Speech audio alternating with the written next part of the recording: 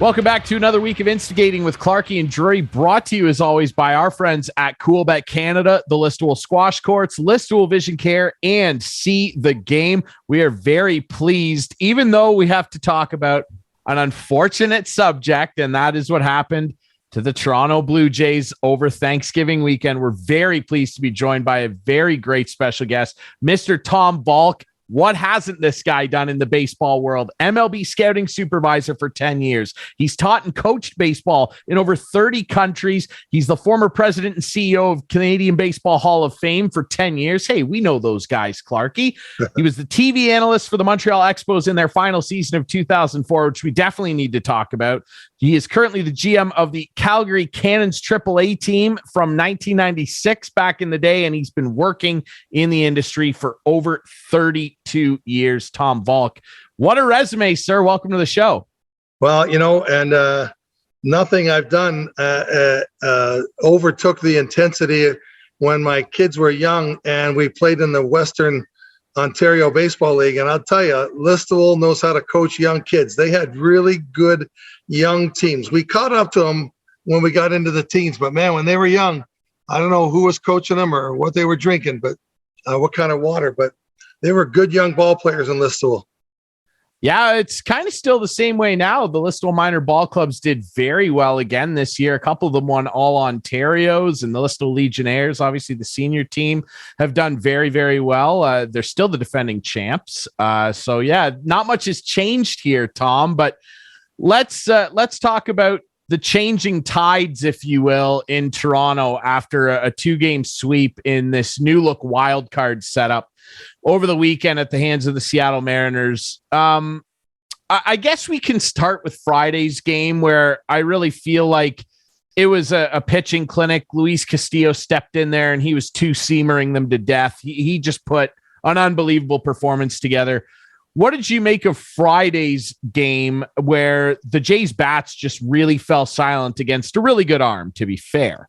Yeah, there's no denying that it was one of those days where we're up against a guy pitching like as good as anybody can. He threw two middle pitches all game. That means like splitting the plate this way and splitting the height of the strike zone in the middle. And he threw two pitches down Broadway all game long. And his fastball was about 98. It was sailing in on hitters as much as, 8-10 inches, and he had a little slider or cutter, something like that. And he was really tough. There's no doubt. You can't win a game when you don't score a run. I felt Manoah was up to that task, but this is one of the things that I think we can say without trying to grasp at positives, but I think we can say that Manoah will have learned something from that playoff game. He has stepped up so many times in so many ways. Think of that first game he ever pitched in Yankee Stadium. I was hoping and expecting a performance along those lines in the playoffs because he just seems to answer the bell whenever he's called upon. But, I mean, he made three big mistakes. The home run he gave up to Cal Raleigh, you could see the target held by who was catching. It must have been Kirk. And Kirk was high on the inside, and the pitch went high at the top of the strike zone. It might even have been a ball, but it was right down the middle of the plate, and Raleigh hit that for a home run. So that was a pretty big execution mistake. The pitch was a good call. The execution was cost him 2 runs. And the other 2 pitches that Alex threw that really were the only other things he did wrong was hitting the leadoff hitter, Julio Rodriguez, not once but twice. And if you look at the scorebook, he scored on both of those times he reached base by being hit by an Alex Manoah pitch. So it was just Manoah trying to throw too hard.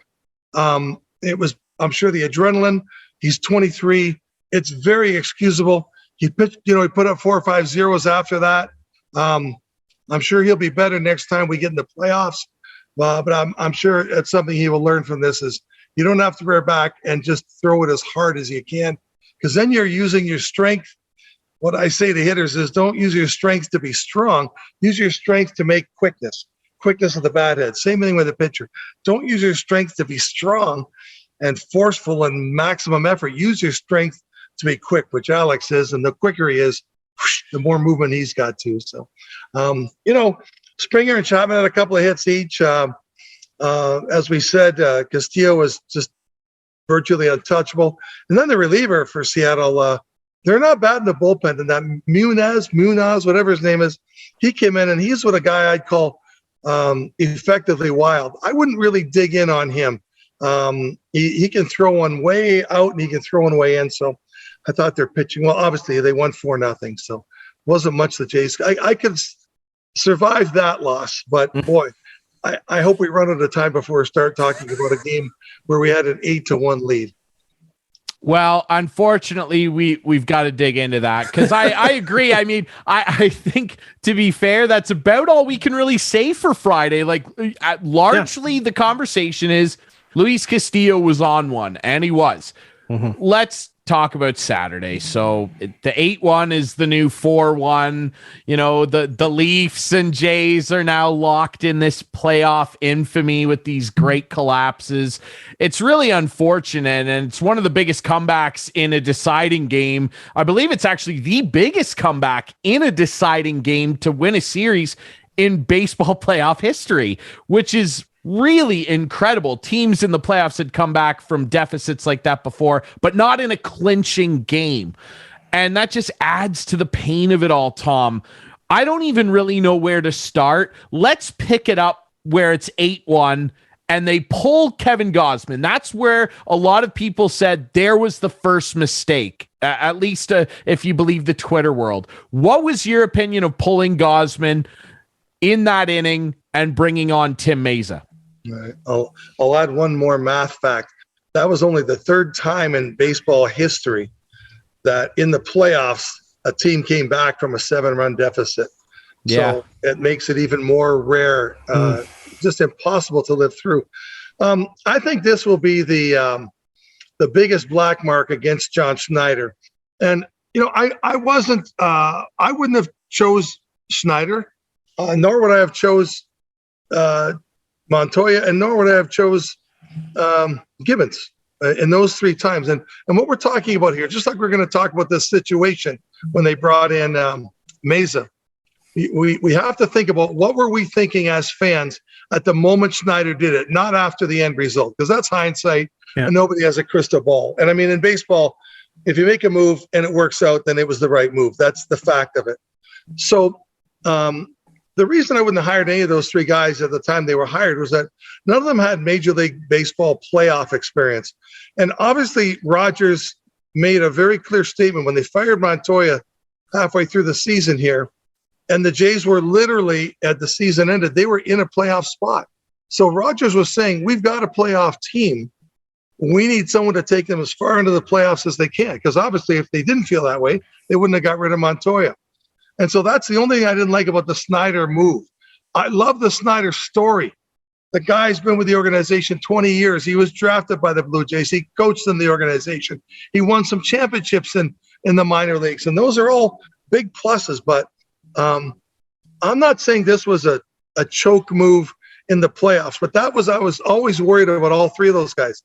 And a good example, and the guy's won 3 straight playoff games in his first role as a manager ever. And I'm not being Joe Maple Syrup Canadiana here, but look at Rob Thompson. Rob Thompson was available at all 3 of those Blue Jays hirings. Rob Thompson has an absolutely impeccable record and respect throughout the industry. He's got 5 rings. He's managed, coached, bench coach, third base coach, everything you can do. Ran the Yankees spring training, what everybody did every single day for 30 years. And the Yankees discarded him even. And then Philly took him as a bench coach. And then when Rob Thompson brought Girardi over to Phillies to be the head coach, because Rob's just a humble guy and says, oh, my time will come when it comes. And finally he got the opportunity. And I've never understood why they wouldn't have taken a guy like that who you would think would want to manage Toronto. But anyway, back to this 8-1 situation. This is where Snyder is going to get really bombed. And I feel at the time I was okay with the move. And that's anyone I watch games with or have these talks with, I always say, I don't care what you think about now. What were you thinking at the moment? And if you were thinking Schneider was wrong, then hats off to you. You have the right to challenge what he did. I mean, the stat that came out that kind of got by me in the moment was that who hit it? Castillo? Yeah, Castillo. No. Who hit it? Oh, you're talking about the home run, Santana. Yeah. I'm sorry. Thank you. Yeah, I had Castillo on the brain from the first game. Santana had. They said on the game that Santana had hit 16 homers from the left side of the plate and only 3 from the right side of the plate. And I thought, okay, well, Mesa turning him around doesn't sound like a bad mood to me. But then after it happened and I started hearing and looking at the tweets and everything else, I thought, well, I should have thought of this in the moment, because obviously he would have had more at-bats left-handed because there's far more right-handed pitching. And so that could have tilted a bit. So I did the homework. I got it right in front of me here. He faced, where is it here? He had 364 plate appearances as a left-hander and 142 right-handed. So that was more than I thought as a righty, but it's about 2.5 times as many as a left-hander. So you think if he gave up 3 home runs, then you would think, well, that would equate to about 7.5 home runs. So the Schneider's logic was still intact, but not as drastically. You would really say it was 16 to 7.5 versus 16 to 3. That's number one. But then I looked at batting averages, and as a left-handed hitter,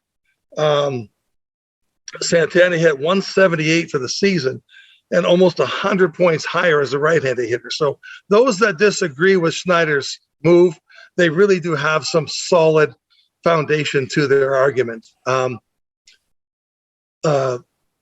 had a 1-2-3 inning the previous game. Been pretty darn good down the last 10 days. Schneider seems to like him. He seemed to deliver. It hurts when the first pitch is a wild pitch too. Oh, that's scary. Oh, geez, that doesn't do anything for your body language or your confidence, or you know. And Gausman was at 95 pitches, so I don't think it's a slam dunk, situation like Shell a couple of years ago, or Rich for the Dodgers, Rich Hill, where there was just blatant Sheldon and Leonard up top saying, "I punched my computer, take him out." So managers weren't looking at the game with their eyes. And I think Schneider was going with his gut, which has been pretty good all the way along. I think he had an argument. So at the time, I was okay with the move, and I would love to be saying, and it worked, so I was right. But it obviously did not work, and it led to just the pendulum changing and the momentum changing. And then, and then after that, of course, for JD, the guy that hit the blooper in between the 3 guys. Yeah. But I mean, we can get there in a second. What did you guys think at the time he made the change? So I thought, the first thing I thought of was, he just got 2 out. That's what I'm saying to myself. The guy loaded the bases and got the next 2 guys out. Just let him go. I'm one of these old school guys, Tom, where I liked my pitchers going 8-9 innings. And I'm like, well, just let him go. And then, you think, well, you're up 8-1. Well, you're up 8-1, so why not let him go? Right. But then you think, you're up 8-1. They were strikeout, pop-out as well. They weren't a line out and a warning track. Exactly. There was no danger in those 2 at-bats. So I must say that I did say, here's Mr. Computer making the call and not Mr. Eye Test. And Ryan and I have this conversation quite a bit on this show about eye test versus computer. And I just feel that you have to have a feel for the game. I coached, softball for years, not at very high levels, went to Canadians once, nationals once, but I didn't worry about stats and blah, blah, blah. I pulled a pitcher with a no-hitter once because I thought it was the right thing to do. She didn't think so, but I did. But you have to have that feel for the game. And it just felt like, computer's telling me to take it out. This is the matchup. Let's go. And is Gausman 95 pitches? So let's say he's even 80%. You could argue with an 8-1 lead, he kind of earned it, and maybe he still is your best arm. And he deserved that chance. That's a great argument, Clarky. I wouldn't challenge anybody. I was on the other side, but that's just another really good point about why he's going to get chopped up for it. I want to back up though before this. And I want to take you to, I think, the inning prior. And the Jays were batting around pretty good. Teo had 2 homers, and then he gets hit. And then a couple of batters later, Merrifield gets hit in the head. I wanted to see something there. I just felt the Jays just, hey, it's 8-1. Let's not do anything about this. And I'm not saying maybe throw, but I wanted to see some. Yeah, I wanted to see some fight. And I didn't seem like Merrifield was pissed off. There was no doubt about that, but it just seemed like they were like just too loosey-goosey at that time. And I thought they just sent a message. And maybe they did, maybe they didn't. I don't know. Who knows? But I felt they did. They sent a message saying, okay, you guys are hitting us around. This is what happens. Those days, I think, are a lot long gone in Major League Baseball when we used to see that quite often. Did you think that they were a little passive in that situation? Well, if you go back to, I think it was the first bench clear they had all season. And they had been, I can't remember the exact numbers. It might have been a third of the way in. And I think they had lost something like 6 of 8 or something. And the benches cleared. It wasn't a hockey fight, but everybody grabbed somebody, and they won about they won about 6 of the next 8. And I remembered that, and I thought, sometimes those moments can put you back together. And not that, they were ahead largely, but this is a thing that we tell kids when we coach them, and major leaguers have to learn once in a while too. Do you think anyone's going to hand anything to you in a 3-game playoff? Is Seattle going to mail it in? Never. And you got to step on their throats. And 7's not good enough. Make it 9. Make it 11. Make it 13. So, and that might have been part of that. If they got up and stood up to them, ran off the bench, maybe hit somebody if the big lead was retained to give that back to them. Yeah, get them sidetracked. There was no warning sent. No. You could have thrown inside or knocked someone in the hip, not in the head, but nothing happened.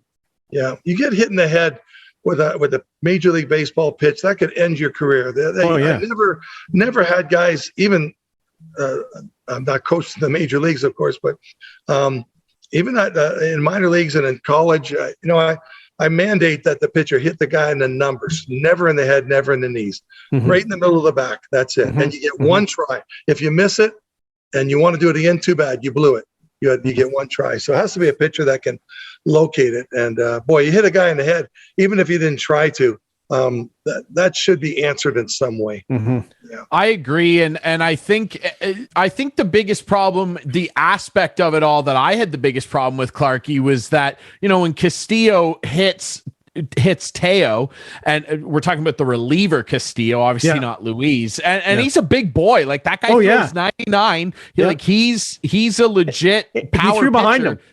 He throws behind him and then clips Merrifield in the head, a veteran guy that this team added to try and add some playoff gumption and experience, obviously a World Series winner, into this lineup, and no one ran out to do anything. And I think Witt kind of maybe wanted to, but then he maybe saw the bench and didn't want to maybe lose control of the game. But I think that they should have. And honestly, I was kind of disappointed in the umpire too.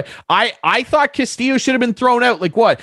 Okay, wild coincidence that you hit the guy that just smoked 2 home runs against the team, but then you ding a guy in the head. Like, I can't believe he was allowed to stay in the game. And if I was John Schneider, I would have been on the top step screaming for him to be thrown out, because you just hit 2 of my veteran hitters in a do or die playoff game. Like, I don't think so. I had a bit of a problem with that as well.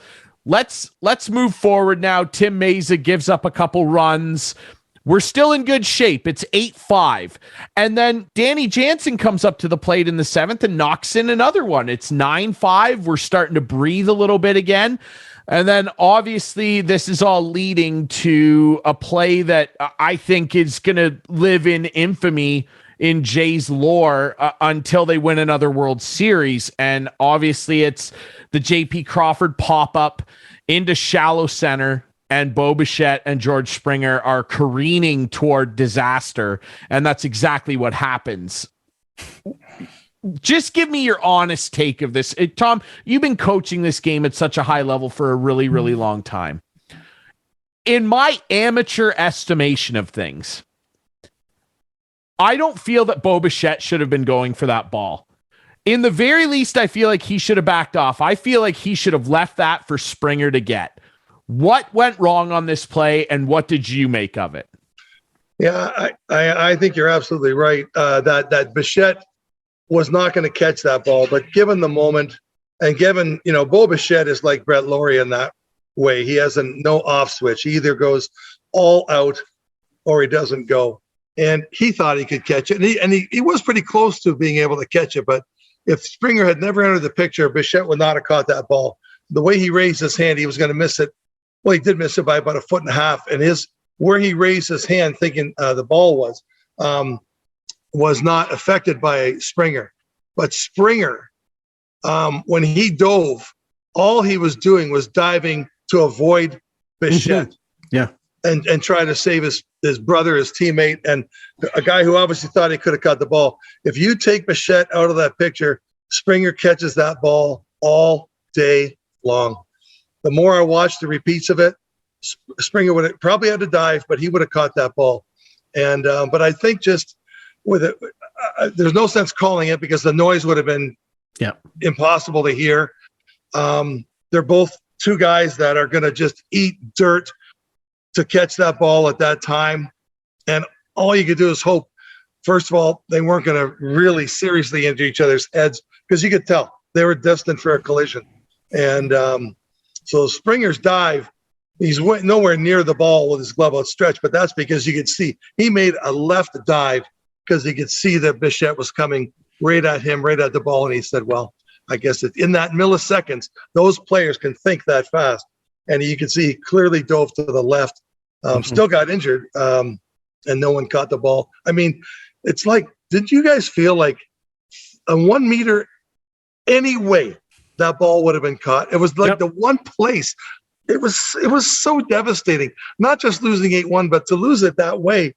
Oh, my God. It was so sad. And then I remember feeling like this last year, the same thing when they didn't make it.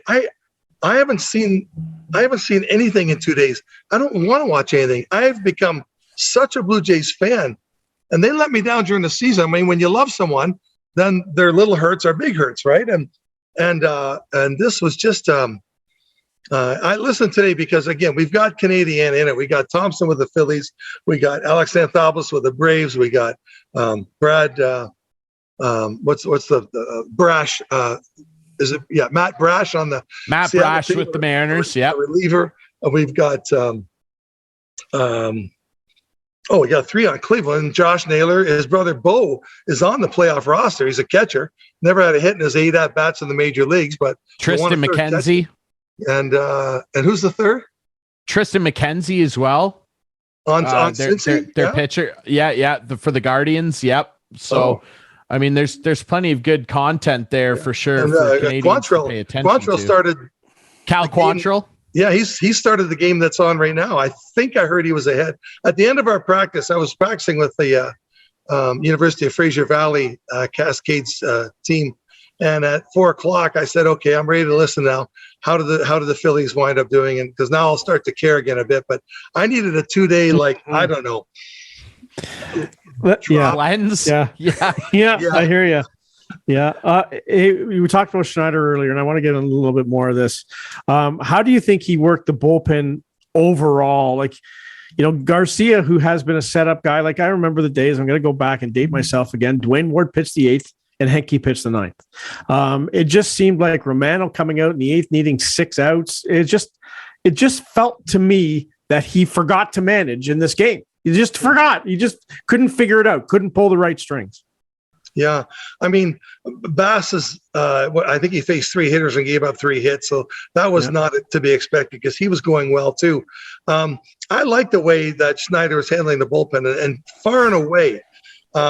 Everyone will remember the move against the Yankees when he did everything so correctly, where he brought in Meza, but the first thing he did was take out whoever was in, Simba or whatever.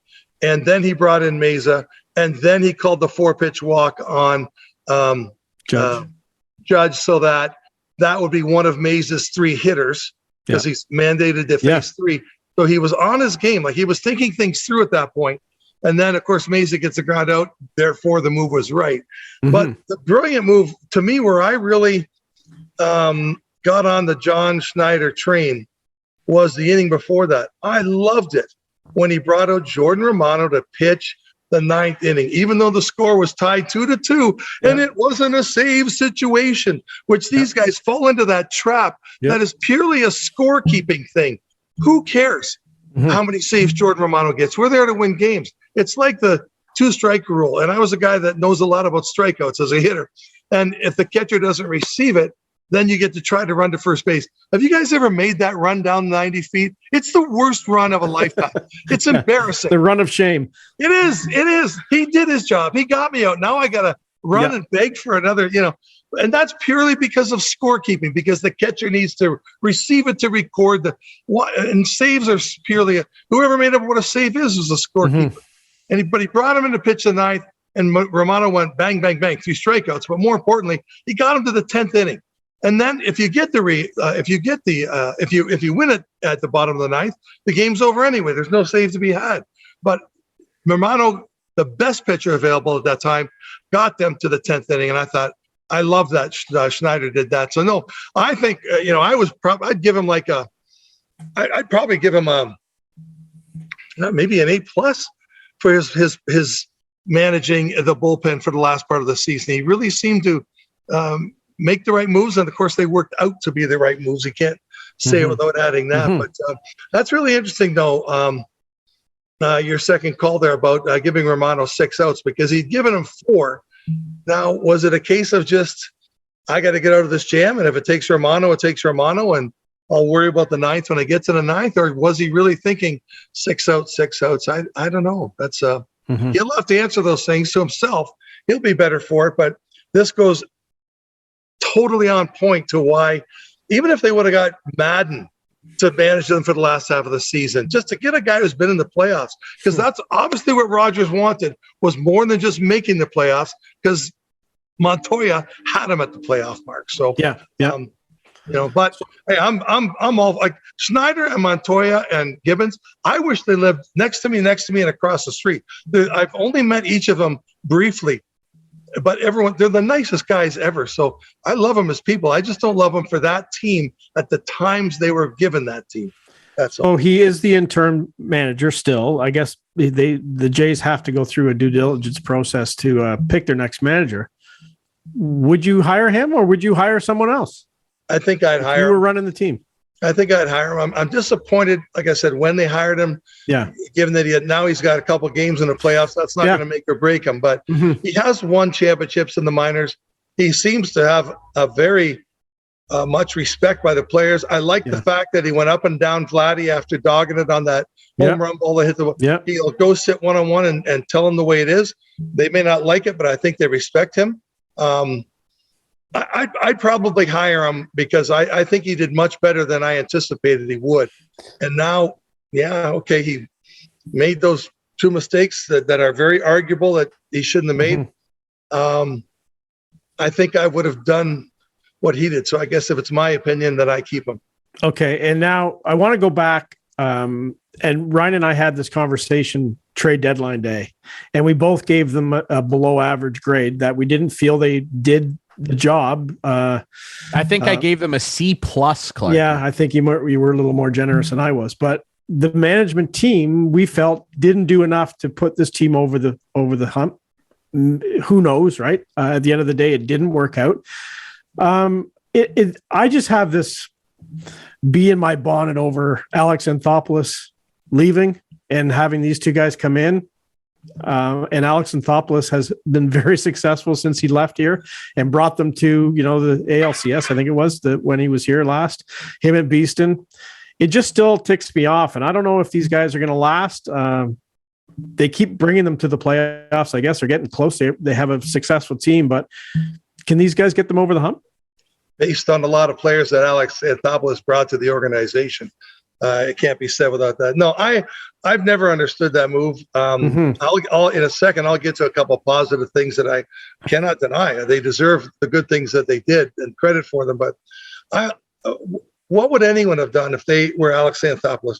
You just think for a second, if Anthopoulos emerged in Arizona, a bilingual Canadian, and he had the same success in Toronto, but in Arizona or San Diego, wherever.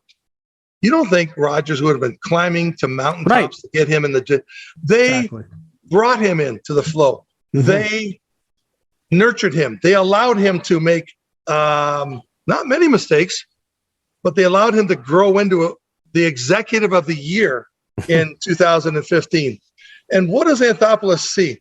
He sees the guy who is the most revered person. I think Beeston is revered even more, certainly than Ted Rogers, and even more than Pat Gillick. Beeston is loved by everybody. And how did they treat him? How did Rogers treat him? They wanted to get rid of him. Beeston's not a guy who does things in, they want those trades. Rogers wants everything in triplicate, and planned. And Beeston makes deals with the phone on his ear while he's at the urinal, or with a beer in his hand. Like he's so cool, and he was so successful, and he's so much fun to be around. Mm-hmm. But he's not Rogers material, so they have every right to get rid of him. But calling people behind his back, who they're so stupid that they don't even know that these are two of his best friends, John Henry from the Red Sox and the owner of the White Sox. Yeah, I can't remember his name off the top of my head either. Two of Beaston's. So what do you think they did? They called Beaston. They said, "Do you know they're shopping you?" Like, what an idiot move for $1 billion communications company. Maybe you would want to find out before you make that call if Beeston had any ties with those two guys. Yeah. And then secondly, going back in time, and Chris, I could tell you're not over it, and obviously I'm not quite over it either.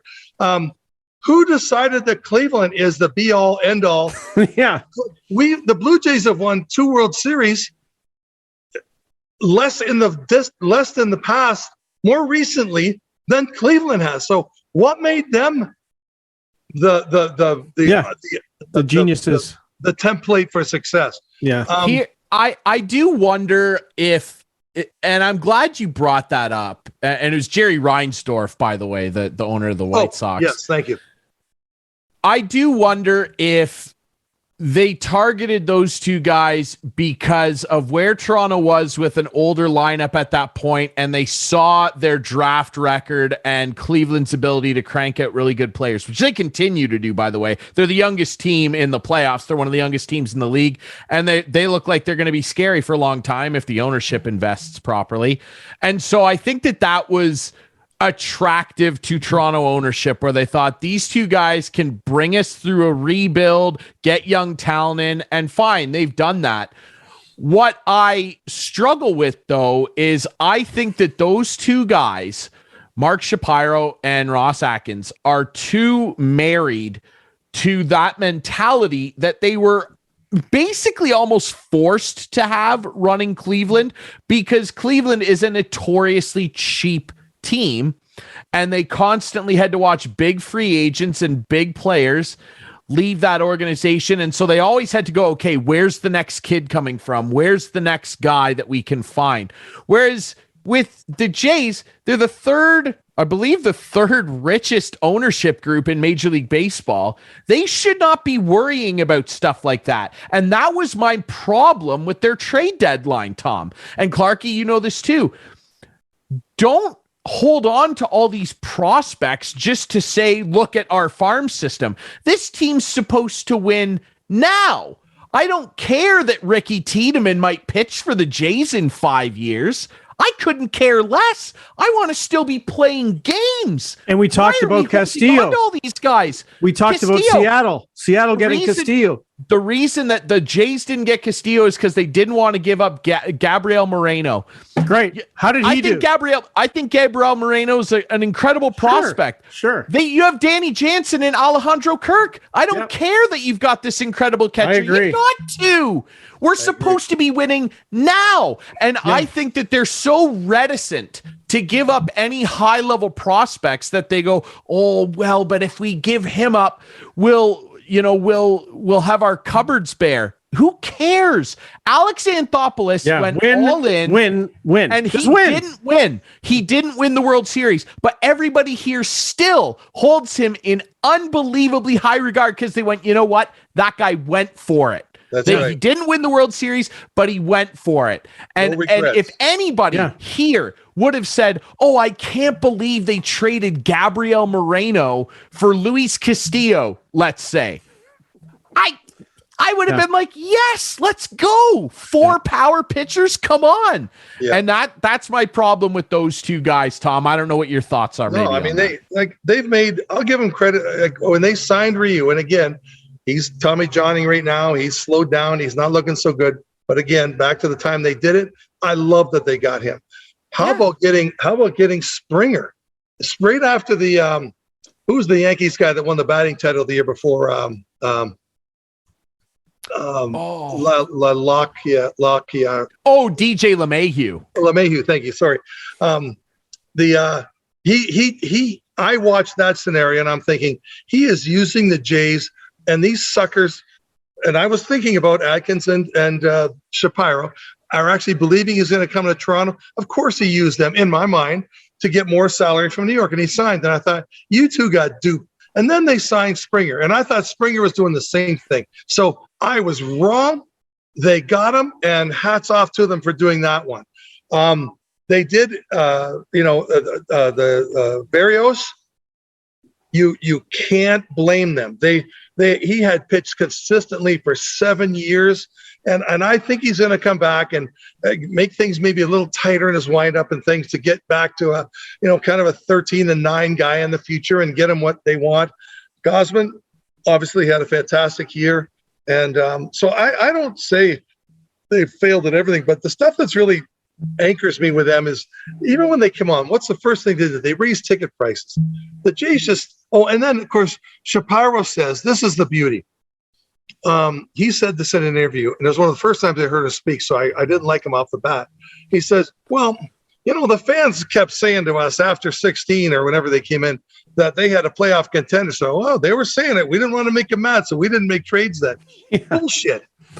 Since when do you listen to fans about whether you trade people or not? And then you go raising tickets. Did you ask the fans, how do you feel about raising tickets? Yeah, exactly. Like, I don't know how he even let that come out, because he's intelligent. He's been around.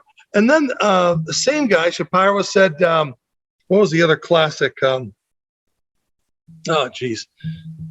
can't think of it. They say, and Atkins is just like, can you walk the fence any He's better? not the general manager. Let's be honest. He's the paper pusher. They speak like lawyers, which I think insults all the fan base, because they speak to us like lawyers, and we're like, guys, we watch the games.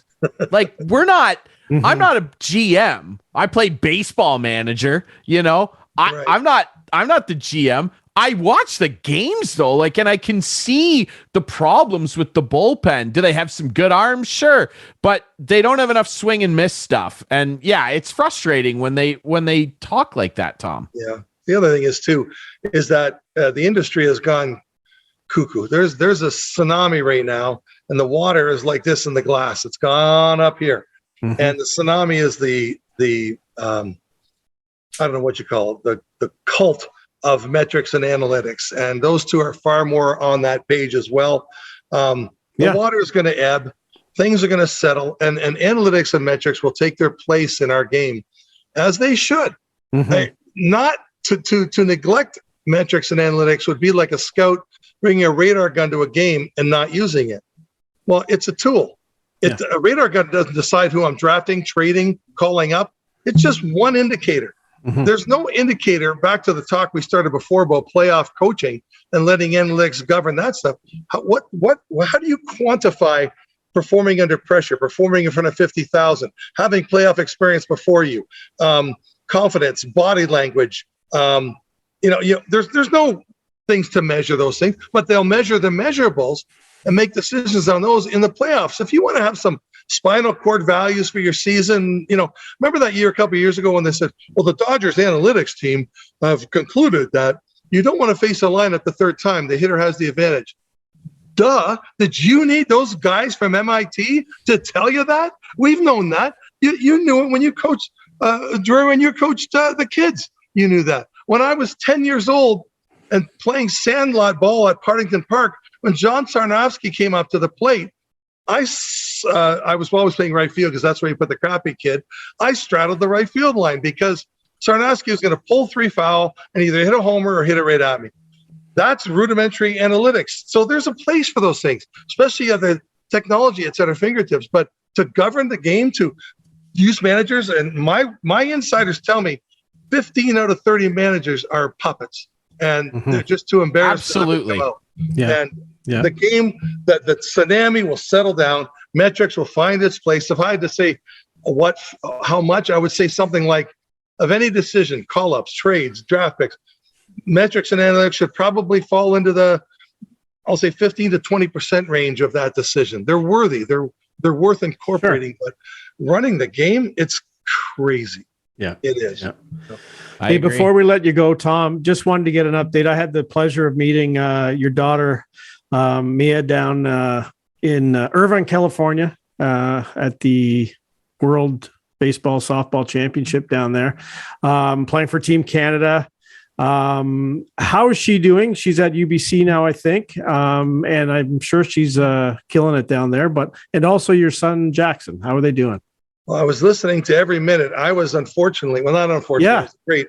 I was coaching the Hong Kong men's team in the Asian Games in Jakarta, Indonesia. So it wasn't like I could take a week off and come watch her in person. Yeah. So I wasn't really being true to my own job, because I was managing us all day, strategizing all night, and not missing a pitch of Mia's game. So thanks for being the commentator on those. She's doing well. She's in her final year at UBC as the captain of the softball team.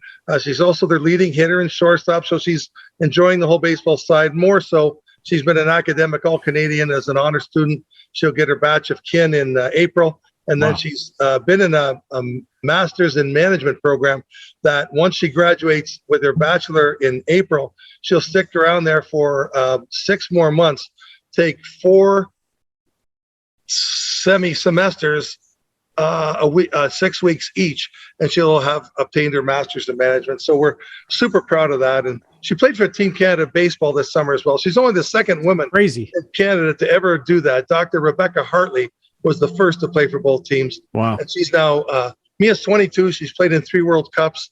They've medaled in all 3 of them. The one that you were at, Clarkie, was the first time they ever medaled in that U19 title. So I think she would love to be considered for the Olympics in 28, but we'll see, And Jackson, thanks for asking about him. He was also a UBC guy, captain, all Canadian academics, and leading hitter his last 2 years. The last 2 years they played, because then when COVID came, his final 2 academic years were indoor training and all kinds. So very, listen, 6 million people died from COVID, so I'm not trying to overplay it, but it was obviously a disappointing way for him to finish his baseball career in college. But he's in the workforce now and happy to be there. And we have an older one who wasn't kind of a team sportsy one, but Alana is going to get her PhD. And where's her year of residency? It's in Victoria, BC. So you think it's an accident that I'm here at the University of Fraser Valley considering a job? I mean, I think all 3 kids are going to wind up here, and my wife and I are always kind of thinking about, when is our time going to come? So you're not out there full time? I'm out here as I think the way we phrase it is a 3rd interview, but the 3rd interview is going to last 30 days. Okay. So, I get it. I get it. And I think it's very reasonable. They can see how much they, care for my style. I can get my foot into the province and see how much I like them. I tell you this, so after a week, if the next 3 weeks go the way this week worked, we're going to find a way to find a set of terms that work for both of us. Because this is a great program and full of great players. Are amazing. I love the players. Yeah. And we got to get you back on, because we got to talk about like ball in China and everywhere you've been, because like the stories I heard before, and we've had a Zoom chat once before, the stories are amazing, and we run out of time today, but we'll get you back on for sure. Yes. All right. They told me in that pre-thing that it was going to be like 500 a minute or something. So I'll keep talking all you like. So I love it. It's perfect. I love what you guys do. I'm actually quite jealous. I always wish I could have started something like you guys are doing, and it's such a long place to. But look at guys like Tim and Sid. Look at Blair and Barker. Barker was a professional player, and Blair is, of course, a long time icon in Canadian journalism. So they earned kind of a few steps out to start things, but I would love to do what you guys are doing. So I appreciate you having me on, and I enjoyed this very much too. So call back anytime. Well, we'll talk down the road here. we'll figure We something certainly out. will. We would love to have you back on. Tom Valcke, ladies and gentlemen. We'll take a quick break on the show. When we come back, we're going to be joined by another great special guest. Longtime Blue Jay and baseball coach Garth Iorg is going to join us here on Instigating. Stay tuned.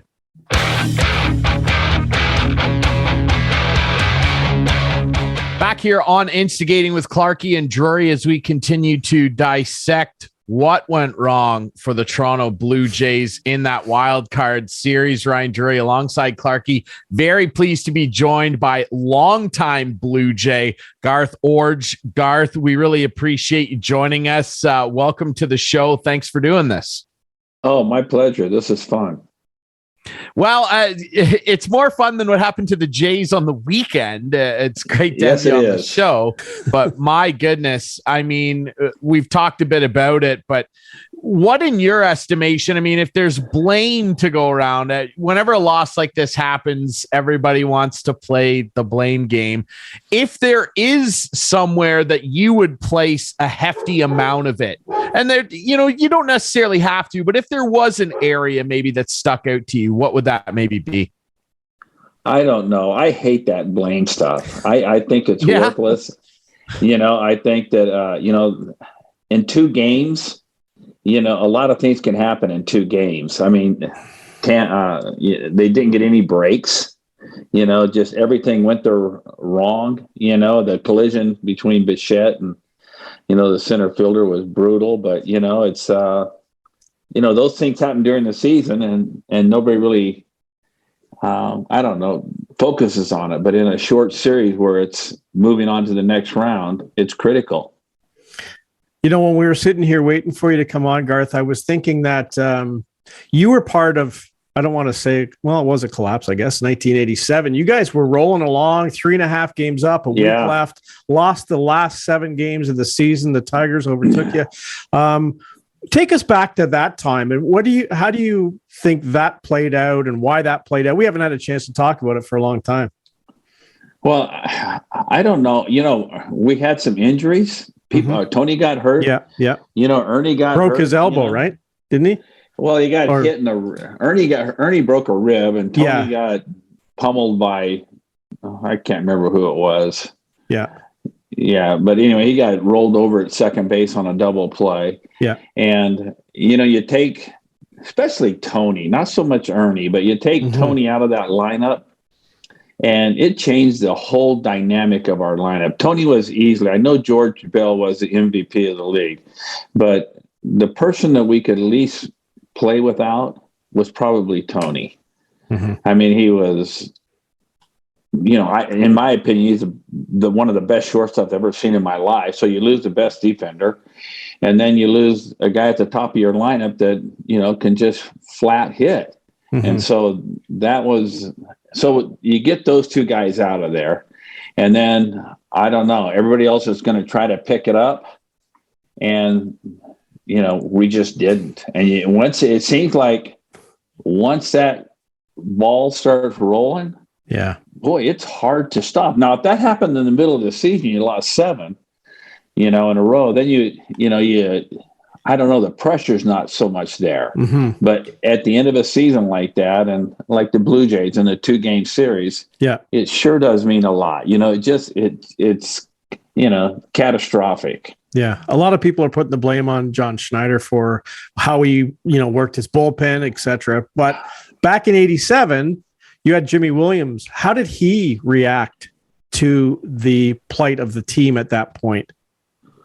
Well, I will say this, that when a team isn't hitting and we didn't score runs, our pitching was fabulous. Yeah. Our pitching was good. We just couldn't score runs, and that's from, 1 through 9. I mean, there wasn't a whole lot of offense going on. And that was, I don't know what a manager's supposed to do at that particular time, but, the coaching staff and Jimmy, they were a nervous wreck, and there was a lot of pressure. Yeah, there were a lot of pressure. They were doing anything they could to get, to figure out how we could get some offense going on this team, and George kind of quit hitting, Jesse quit hitting, everybody was, Willie, myself, Nobody was doing anything offensively. That's interesting, though, that you obviously sensed the nervousness in the coaching staff. Do you think that obviously trickled down? We're big boys. Yeah, for sure. But yeah, but no, I don't know. I think, like I said, when you replace Tony with Manny Lee, not that Manny was not a good player, but he's not Tony. So you replace those guys, and it was tough. It was just really, really tough, And so I think that guys may have tried too hard, and as a coach, and as a coach myself, when I coached in Toronto, and then I coached more in Milwaukee than I did in Toronto in the major leagues. But when you go through those skids, I remember Milwaukee in 2014, we were in first place from day 1 to September 1st. And all of a sudden we fell apart. And as a coach, the GM's looking at you, he's mad at you. The manager's mad at everybody. The GM, the owner's mad at the GM. Nothing's going right. So the players, coaches get mad at the players, and it just it can snowball in a hurry. What do you think? I hate the blame game. Yep, no, for sure. What do you think, though, the differences now between pitchers and like taking them out of the game so early, and it seems like it's all analytics as opposed to the eye tests that we call it? Like, Gausman seemed like he was rolling along. Yeah, he loaded the bases, gave up, then got 2 outs right away, and then they pulled him because the computer, I think, told them that. Like, I remember back in the day with your guys, Jimmy Key, Dave, those guys would pitch 9 innings all the time. They would, and it drives me nuts. I hate the way the game has gone. I'll just lay it out there. I can't stand. I don't even hardly watch anymore because they talk about pace of play. Well, quit taking pitchers out. Carry less pitchers. Make the people get through, and you carry people that. And I think there's more of a psychic of the pitchers, where when I was managing in the minor leagues, guys would go 5 innings and they'd look at you like, "Hey, I'm done." I'm not supposed to pitch over 100 pitches, and I'm done. And that just kind of carried on right to the big leagues. So instead of keeping, 10, 11 pitchers at most, now they're carrying 13 and 14. Yeah. And it's you have them, so they're using them. And I don't get it, but that comes from the top down. It really does. When I was in Milwaukee, I saw it. I personally witnessed it, where, because they want to protect their asset, right? They were afraid of them getting hurt. And I don't know. I don't remember guys back in the day getting hurt a lot. More guys get hurt now. Exactly. More guys get hurt now with, with masseuses and trainers and, more things than we ever thought of having. But I just don't think guys build themselves up like they used to. No, you're absolutely right. Yeah, it's a very different mentality as we chat with Garth Iorg, longtime Blue Jays player and longtime baseball coach. Garth, on that note, you kind of alluded to it, and it's the play that everybody is going to talk about for years to come. And you brought up losing your shortstop in that 87 season down the stretch. Well, let's talk a little bit about, because I'm interested very much in your opinion of Toronto's current shortstop, and that's Bo Bichette. Now, we can talk endlessly about this. It's going to be a debate even more now over the offseason that rages. Do you think he can be an everyday, long-term shortstop for the Blue Jays? Because the questions are going to get brought up a lot now. Well, he makes a lot of errors. I love the guy, the way he swings the bat, but he, when you make 20 plus errors, that's a lot of errors. That's a lot of double plays. A pitcher's got to get a ground ball to get, one pitch to get 2 outs. So, so I think at times he plays really good, but he's got to get consistent. You have to be consistent. And then on the play with him and Springer, I mean, I coached infield in the major leagues and the minor leagues forever. And as a player, you just kind of, when you're playing, you just kind of always, every hitter, sometimes every count, especially with 2 strikes, you kind of look and you see, where's the outfielder? How much, if there's a ball hit, how much room do I have? So you're always like, especially in the middle of the field, you're always looking at that center fielder. And, we had George Bell. George Bell came like a wild man, so you're very, very worried about George, because as an infielder, you don't call for the ball. The outfielder, you're listening, and you can peek back as you're running. You can kind of peek and see where the guy's at. So, but then there's the effort, that Bo showed, just going after the ball so hard. I mean, he's trying to make a play, so it's hard to condemn anybody for trying to make a play, but there's intellect involved in playing as well. You just don't go out there crazy, but you're always, you take all this information in, and then you make a good decision. And so I guess that's where I would leave it. I can't get in Bo's head and see what he saw, but and then an infielder dives low, an outfielder's supposed to dive high and go high. And so there's all kinds of things, that you work on during spring training about preventing collisions and, not letting that ball get by the center fielder. That is like, you just can't allow it to happen. Back when you were playing, if you saw the third baseman playing, let's say little right of where the shortstop was playing, and the shortstop on the second base side of second base, would you still swing your normal swing, or will you try to get a base? That's the other thing that bugs me. Like, these guys are just trying to hit home runs or whatever all the time. And I don't know, I don't understand it. I'll tell you what happened when I played, and you had a runner on first base, and they gave you the hit and run. You hit the ball to the right side. And then as I started coaching, we made it just hit the ball on the ground. And then as a few years later, just hit the ball. We don't care where it goes. We don't care if it's a line drive. We don't care whatever it is. And now it's like, when I was in Milwaukee coaching, we had Lyle Overbay, and my last year we had Lyle. Lyle was having a good year for us. And, my goodness, the left fielder was playing, next to the center, where the center fielder was playing, and there was nobody on the left side of the field. And Lyle, for his life, I'd take him out early and throw him, said, Lyle, can you just hit a play pepper, and it's a double, it's a ground ball double. He couldn't do it. Guys just can't do it. It's just so foreign to me that this is allowed to go on, that there's no accountability. There's no coaching. There's no, I don't know. It's just so, and now they changed the rule to help the player. When I did all the positioning when in Milwaukee, and, I would put guys over because I knew this guy would never, ever try to hit the ball.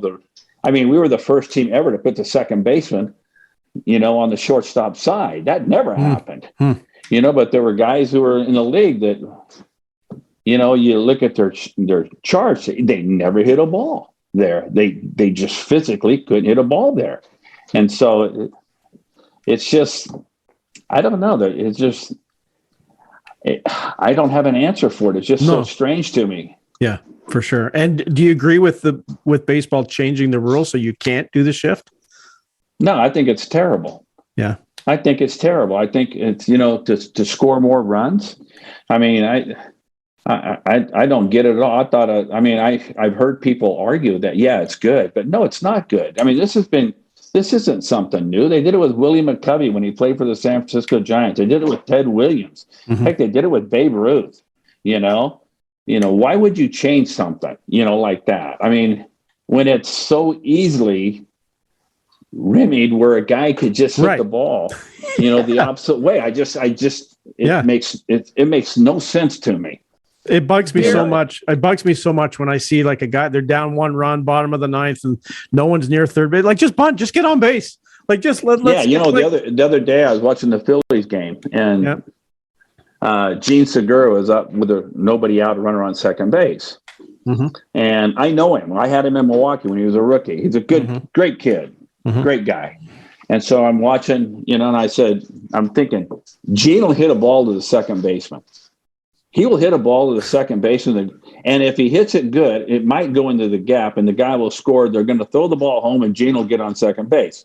Well, he hits a hard ground ball to the second baseman, like I knew he would.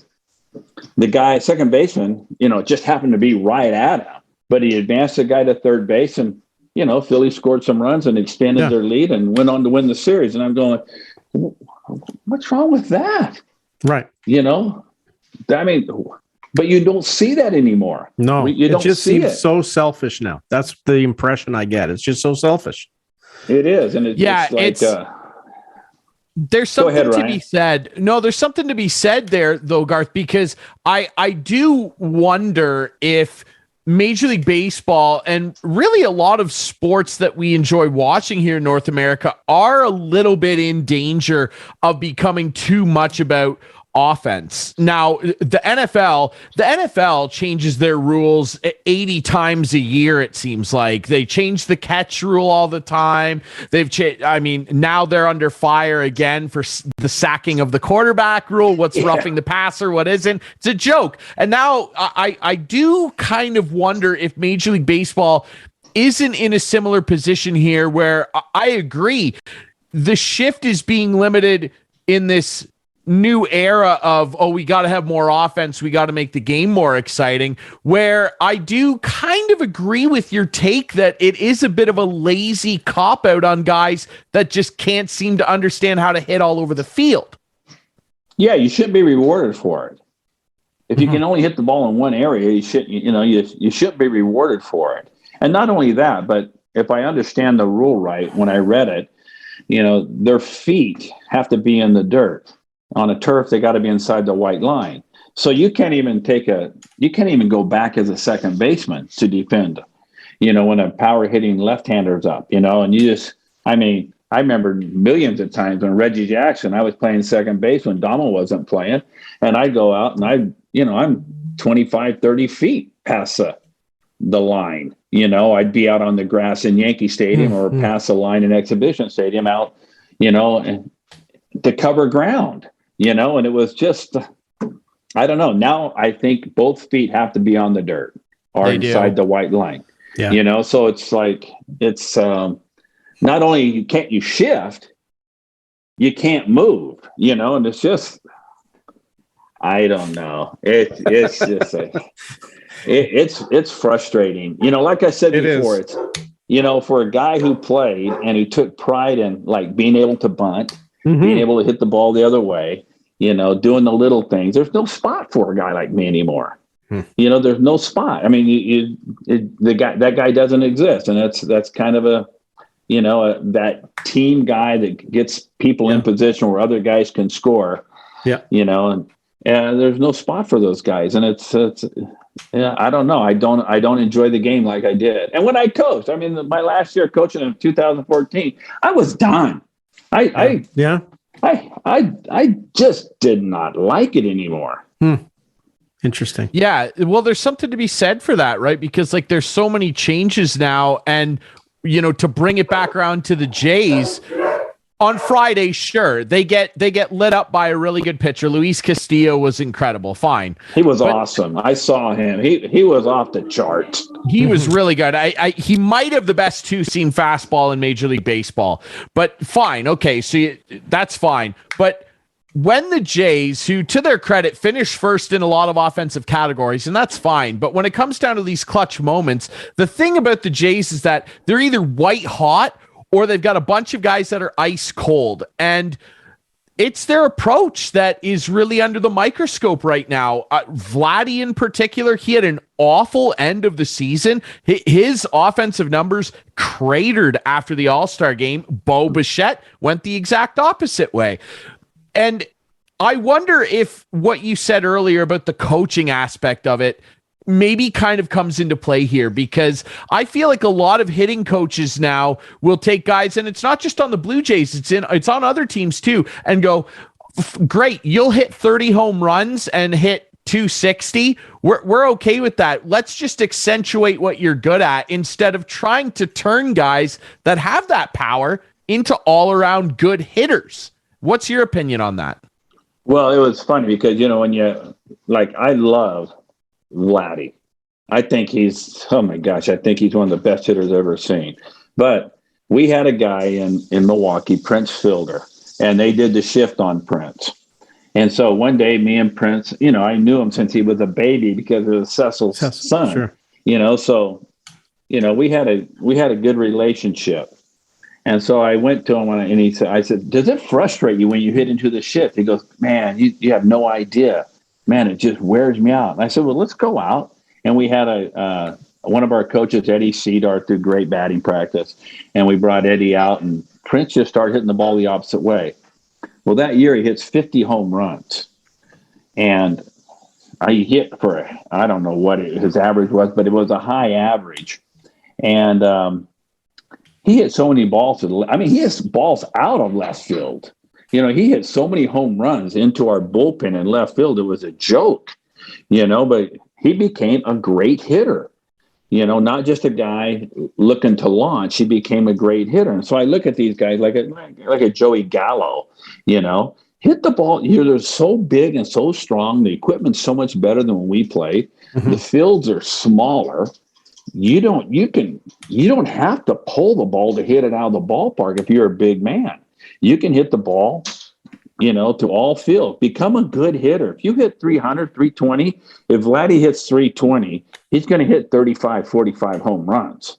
And he's going to have those years where it's like, my gosh, you say this guy's the best hitter in the game because he has that potential to be. Mm-hmm. He has the potential to be the best hitter in the game. He really does.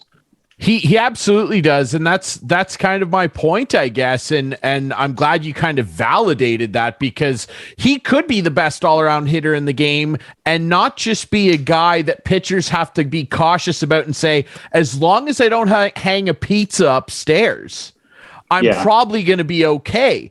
Because if he can get those balls low in the zone and get a double, if he can get those balls on the inside of his hands and leg out a single, all of a sudden the pitcher isn't worried about one area of the strike zone, mid, upper left. They got to worry about the whole picture. And if that ever happened for a guy like Vladdy, he could turn into a real freak. And he already is one. Like, we know he can bomb it, but he could really turn into a generationally special player here, couldn't he? Absolutely. You look at his numbers in the minor leagues and from where he came from and how he took off in the major leagues. This guy's, he's a superstar. Mm-hmm. He could end up being the best hitter ever for the Blue Jays. And we've had some good ones, mm-hmm. Carlos, mm-hmm. Delgado, George, Vladdy could be better than all of them easily. There's a lot of debate about the weight he carries. You played with guys, Cecil Fielder, you coached Prince Fielder. Do you think that is a hindrance to him having the extra weight? He did lose some this past season, and it seemed like it didn't help him. Well, I think he's a guy that's definitely got to stay in shape, mm-hmm. And it's not like, 6 weeks before spring training, I'm going to lose all this weight. Mm-hmm. It's a lifestyle that he's got to maintain. You see, like I look at guys in the NFL, look at Tom Brady at 45. It's a lifestyle. Yeah. He's got to get in that lifestyle. I don't care, the thing that Wade will do, it's going to prolong his career, and it's going to and he's going to stay mm-hmm. quick with his hands. Mm-hmm. Right now in his 20s, he'll be able to get away being a good offensive player, not a good defender, carrying weight. But, if you want to play long, you want to have that great distinguished career, then he's got to stay light, and he's got to hit the ball, we're talking to Ryan, he's got to hit the ball everywhere. Mm-hmm. You got to, because he's a guy that, we've seen it. He can hit the ball out anywhere in the ballpark, he can hit a ball to right field like a left-handed pole hitter. Like I said before, I think the guy is a superstar. It's just if he stays within those parameters and keeps the weight off and stays strong and has, good approach, he's amazing. So maybe maybe you're not going to do it against that Castillo guy, you know. yeah, but not consistently because he's really, really good. We know that. I guess maybe we should get Vladdy hooked up with Brady, get some avocado ice cream in the mix or something for him. We'll see. TB12, get on the program. Let's go. Absolutely. Garth, I wonder as well, final one for me, because I know Clarkie's got more from you. John Schneider, just your opinion on him. Is he the man to lead this team forward? Do you think he's earned a contract to be the manager into next year?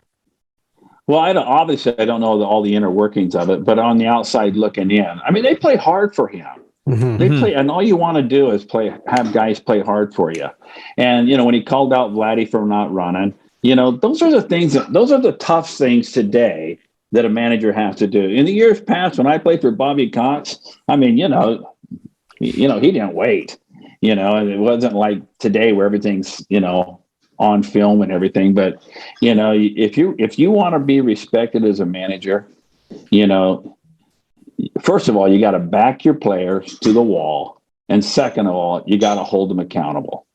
And the one time you don't hold somebody accountable, the 25th player on the team, or the 26th now, if those guys, they see that you treat, these 5 guys different than the bottom 5 guys, then you got problems. Ryan, I know you don't. Oh, sorry, go keep going. No, go ahead. That's fine. No, I was just going to say Ryan doesn't know this, but when things affect people, they remember it. And I want to take you back to 1991 and the Blue Jays' first fantasy camp. Bob McCown and I were there. Garth was one of the coaches. And I was actually on Garth's team throughout the camp, but then at the very last day, Ryan, it was the campers versus the players in a game at Grant Field. And I was never a pitcher, but because I was one of the younger guys there, they wanted me to pitch. So I'm pitching, and Garth comes up, and I throw him a curveball because I'd learned a curveball. I throw him a curveball, and here's Garth with his little stance, with his bat basically horizontal. Garth had a very unique batting stance. Let's just say that. I throw a curveball, swing and a miss. Okay. Swing. I threw another one. He looked at it and it was called strike. And I remember this like it was yesterday. I'm sure Garth has no idea. The third one is laced to the wall in right field. And I was dejected. And that was it. I came off the mound. That was it. That was the end of it. No, it was fun. That was fun time. How often did you do that fantasy camp? That was a great time. And then, I don't know, we had it for about 4 or 5 years, and it was a great thing to do. And then, I don't know, we just kind of stopped it. One year, Ken Carson's wife, Judy, just, got tired of doing it, and nobody else wanted to take it on. But that was a fun time. Those were fun days. It was fun. And the busiest room in the clubhouse was the trainer's room. There was so much bandages on people and rub A535 on everyone because no one's in shape, right? None of us campers were in shape. I think there was like a 75-year-old guy there. Anyway, it was fun. Yeah, it was. Absolutely. Yeah, you might have had a decent curveball back in the day, Clarkie. What are we on to career aspirations now? Backup Leafs goalie, pitcher for the Jays. What's next? Are you going to play soccer too? No, I won't play soccer. Sorry. Hey, Garth, tell us what you're up to. You're living down in Florida. There was a hurricane there recently. Were you affected? How is everything going in the world of Garth Ordge right now? Well, we were nervous because it was headed right for our house. And I am literally on the coast, right on the water, and it was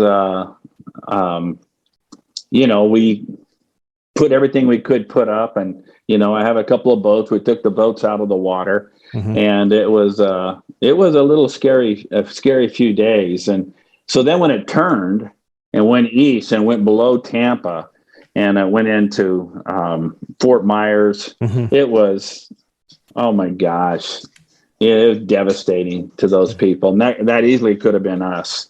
So, I spent the last couple of days down there, just cutting down trees, moving stuff, just helping people, trying to get along and, trying to help them get their lives back in order. I mean, they're still without power.